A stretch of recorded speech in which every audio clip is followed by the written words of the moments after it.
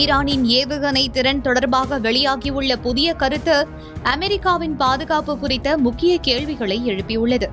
August 7 அன்று நடைபெற்ற வெள்ளிக்கிழமை தொழுகையின் போது முஜ்தபா கமேனியின் பிரதிநிதியாக செயல்படும் முசாவி ஃபாட் ஈரானின் ஏவுகணைகள் எதிர்காலத்தில் அமெரிக்காவின் பிரதான நிலைப்பகுதியை தாக்கும் அளவுக்கு நீண்ட தூரம் செல்லும் வகையில் உருவாக்கப்படலாம் என்று கூறினார்.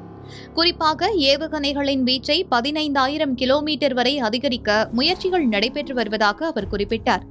அமெரிக்க மக்களும் ஏவுகணை தாக்குதலின் விளைவுகளை உணர வேண்டும் என்ற கடுமையான எச்சரிக்கையையும் அவர் விடுத்தார். மத்திய கிழக்கில் மிகப்பெரிய ஏவுகணை தொகுப்புகளில் ஒன்றை ஈரான் கொண்டுள்ளது. இஸ்ரேலை தாக்கக்கூடிய, அதாவது 2,000 கிலோமீட்டர் உள்ளிட்ட பிராந்திய இலக்குகளை தாக்கக்கூடிய பல்வேறு வகையான பாலிஸ்டிக் மற்றும் குரூஸ் ஏவுகணைகள் ஈரானிடம் உள்ளன. அமெரிக்க மத்திய கட்டளையகத்தின் 2022 மதிப்பீட்டின்படி ஈரானிடம் 3,000க்கும் மேற்பட்ட பாலிஸ்டிக் ஏவுகணைகள் இருந்ததாக கூறப்படுகின்றது. ஷஹாப் 3, செஜில், கோரம் ஷார் போன்ற ஏவுகணைகள் சுமார் 2,000 கிலோமீட்டர் வரையிலான தொலைவுகளை அடையும் திறன் கொண்டதாக கருதப்படுகின்றது. மேலும் ஈரான் மலைகளுக்குள் அமைக்கப்பட்டுள்ள ஆழமான நிலத்தடி ஏவுகணை தளங்களையும் உருவாக்கியுள்ளது.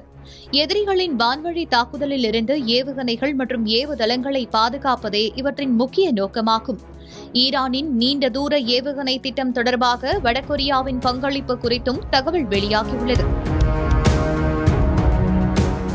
குறிப்பாக வடகொரியாவின் ஹவாசாங் 15 கண்டம் விட்டு கண்டம் பாயும் ஏவுகணையுடன் தொடர்புடைய ராக்கெட் தொழில்நுட்பம் ஈரானை சென்றடைந்திருக்கலாம் என்ற தகவல் கவனத்தை ஈர்த்துள்ளது. ஹவாசாங் 15 சுமார் 8,000 கிலோமீட்டர் தொலைவை அடையும் திறன் கொண்டதாக மதிப்பிடப்படுகின்றது. இருப்பினும் இந்த தொழில்நுட்பம் ஈரானிடம் முழுமையாக செயல்பாட்டில் இருப்பதாக உறுதிப்படுத்தப்பட்ட ஆதாரம் இல்லை. தற்போது ஈரானிடம் அமெரிக்க பெருநிலப்பரப்பை தாக்கக்கூடிய செயல்திறன் நிரூபிக்கப்பட்ட கண்டம் விட்டு கண்டம் பாயும் ஏவுகணை இருப்பதாக உறுதிப்படுத்தப்படவில்லை. அதேபோல அமெரிக்காவை தாக்குவதற்கு பயன்படுத்தக்கூடிய செயல்பாட்டு அணு ஆயுதம் ஈரானிடம் இருப்பதாகவும் உறுதி செய்யப்படவில்லை. எனவே 15,000 கிலோமீட்டர் தொலைவு குறித்த அறிவிப்பு எதிர்கால இலக்கை சுட்டிக்காட்டுவதாகவே பார்க்கப்படுகின்றது.